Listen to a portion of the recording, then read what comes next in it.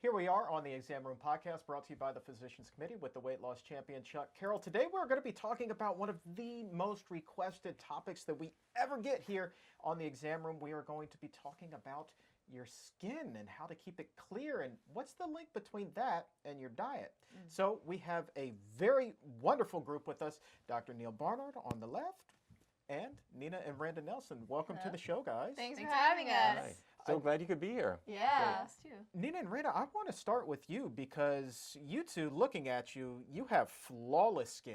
Thank you. But it is my understanding that it wasn't always that way. No. Not at all. That's funny to hear. Yeah. So walk us through this. I mean, how did you get from having this blemished skin to where you are now?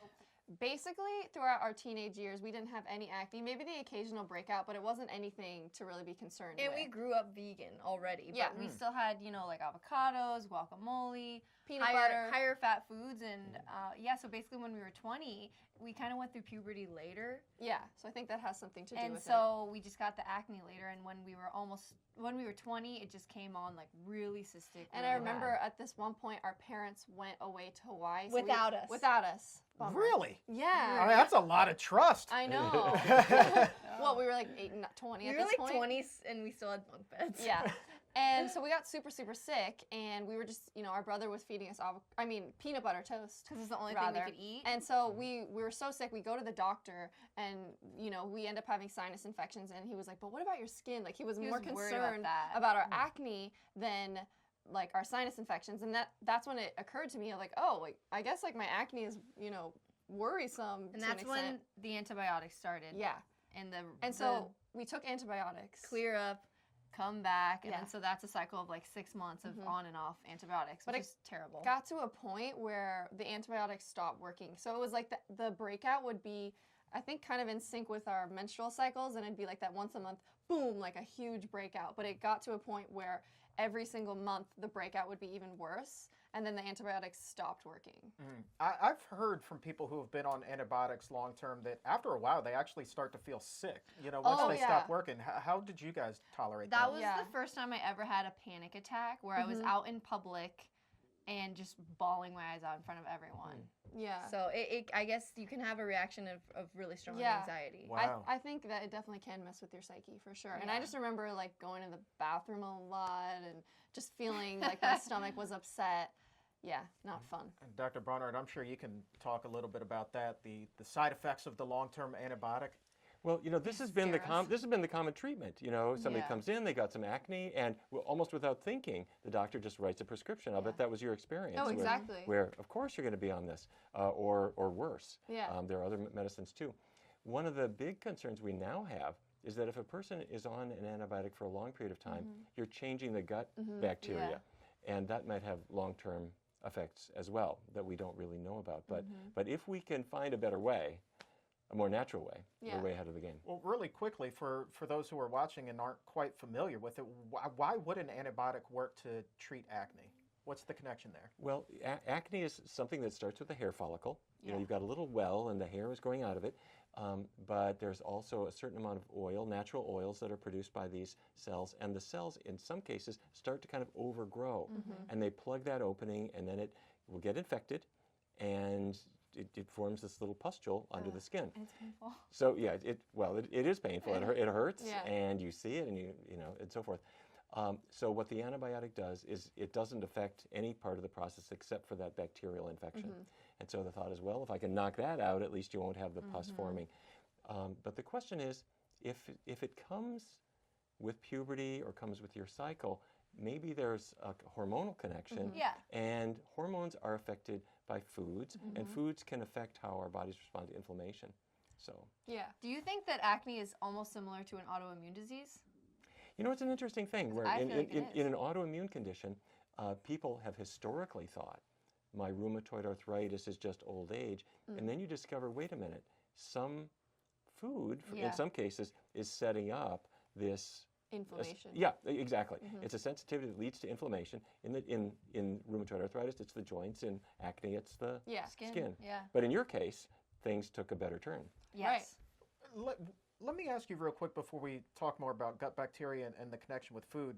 That's such a tender age. You know, you've just gone through puberty. You're in your early 20s, maybe 20, you said straight Yeah. up. The dating age. Yeah, what did that do to your self-esteem when you were Right. battling acne? It was honest. I never imagined that it would feel that bad because I remember seeing, if I saw someone with acne, I wouldn't have thought how much it would affect their psychological well-being. I just thought they just didn't wash their face. Yeah, you just think it's like, oh, they're not taking care of themselves. Yeah, and which that's is not the case not at the all. case at all. And I just remember, you know, especially being in the entertainment business, going on auditions. We had remember, a band. Yeah, we had a band. I remember this one time going into an audition when my acne was raging, and the casting director just kind of looked at me and just slated my name. Was like, okay, that's it. And normally they converse with you, and I knew okay, they're just completely ruling me out for this part because my acne, and I just felt devastated. I think when you have really bad acne, you just feel like you can't start your life until it's clear. That's exactly it. Yeah. Like, okay, we just stayed in our house and we stopped hanging out with our friends. We Okay, didn't go on dates. We're gonna start our life once this is gone. And when you don't know how to get it away, you're just you feel stuck and depressed. That's tough. Even though you had each other to kind of lean on. That Yeah. was lucky. Yeah. Right. Not everybody's going to have Yeah. that situation. uh-huh. I assume that, I mean, if you didn't have each other, I mean, that would have been 20 times worse. Yeah, completely isolating. For sure. Yeah, I remember some of our friends would be like, what happened to Nina and Randa? They just stopped going out, but Yeah. they didn't, and they're like, I don't remember you ever having this acne. I That's literally, what our friends say. when they show them the pictures, I was like, yeah, that's because I didn't leave my house. I didn't go out. Oh, man. How long Yeah. when you had a flare up, how long would that last? Well, it would be it would kind of flare up and then calm down a little bit. But I it would always had acne. when it was really, really bad, it would last months. And when you we know? would take antibiotics, then we would book commercials again. Yeah, in So- between the antibiotics working and having the acne cleared, we'd be filming a commercial. Wow. it would Yeah. come back and we couldn't work again. Oh, no. Yeah. So when did you guys discover okay, well, these high-fat foods might have something to do with it? Was this while you were on the course of antibiotics? Well, I always No. had a hunch, We knew it was something we were eating. Yeah. And we tried low carb vegan. basically low which is glycemic. Basically just quinoa and avocado, and it's super painful. I don't recommend that. I lost 7 pounds in a week, and not in a good way. I just remember sobbing my eyes out because I didn't have any And carbohydrates. it no fruit or anything like that. It was terrible. So I had a hunch, it's got to be diet. My mom had an autoimmune disease, and she cured her, health. But we just didn't problems think with that it. a little bit of soy milk and avocado would We're but cause we're that. vegan. It doesn't make sense. Yeah. And so The dermatologist would be like, or some people would say, oh yeah, if you have acne, it just means you eat junk food. I'm like, no, but I don't. I don't eat junk food. And so we were on the way up to visit our grandparents, and our dad just brought up the McDougall site and said that basically let's see if he has anything on acne. yeah, what and so had he said. did. And then it was just us. Basically, there's cultures in the world where they eat low-fat, plant-centered, and they never get acne. And if you eat small amounts of soy and avocado, that if you're having hormonal acne, that can cause it. Yeah, so he And basically just said to eliminate oils, even healthy fats like avocado, nuts, stuff like that, and soy, that there just won't be any acne. And I was like, seriously? Yeah, so we're all I like, have to eat that's is way too potatoes? easy. This seems too good to be true. There's no way this is gonna work. But I was like, I was willing to try anything, and I was like, this seems easy. I can eat potatoes. That's what I was trying to avoid, being low glycemic. Right. And so within 3 days of trying it, I was like, oh my gosh, for once the breakouts aren't getting worse. Yeah. And so I was like, I remember having this worry that, oh no, what if it comes back? Because the antibiotics would make it clear up, but then you would be worried about, oh, when's it gonna come back? But it just never did after we changed our diet. So, yeah, I mean, we hear about how they changed the diet, and we've heard about the tremendous results that still are paying dividends to this day. But why does that work? Talk to me, Dr. Barnard. Break this down for us. Well, if you talk to most doctors, they'll say it's all in your head. Yeah. Diet doesn't make any difference at all. And a common one is chocolate. It's got to be chocolate that did it. Many people swear that chocolate is a breakout food for them, and doctors will poo-poo that. But if you dig into it a little bit more, there was actually a doctor named Albert Kligman in Pennsylvania who in 1969 published in JAMA an article that said chocolate is no problem, it won't have any effect. If you look at what his study was, he brought in a group of people. Some were teenagers, but others were prisoners in a prison in the Philadelphia area, where he actually did much worse experiments than chocolate. He exposed them to Agent Orange and all these things to look at the dermatologic effects. And the ethics of his research was very much under scrutiny after that. But anyway, his chocolate study, he said his conclusion was chocolate doesn't affect anything because he had one group of people eating chocolate and the other group ate a fake chocolate bar made of pure saturated fat. Right. And he found that they had about the same effect. So Yeah. he said chocolate doesn't matter. But then other people said, wait a minute. Maybe they're both bad. Yeah, Both of these things are bad. exactly. So other people have done other experiments where you can test chocolate. You can test chocolate versus sugar. It turns out jelly beans don't typically trigger acne, but the chocolate would. And so that led people to think, all right, there is something about diet here. Yeah. It's not just chocolate. Researchers at Harvard have felt that dairy is a contributor, even low-fat dairy. Yeah. So it could be the fat, but it could be, as you were saying, with the kind of an autoimmune condition, is it somehow the protein is triggering it?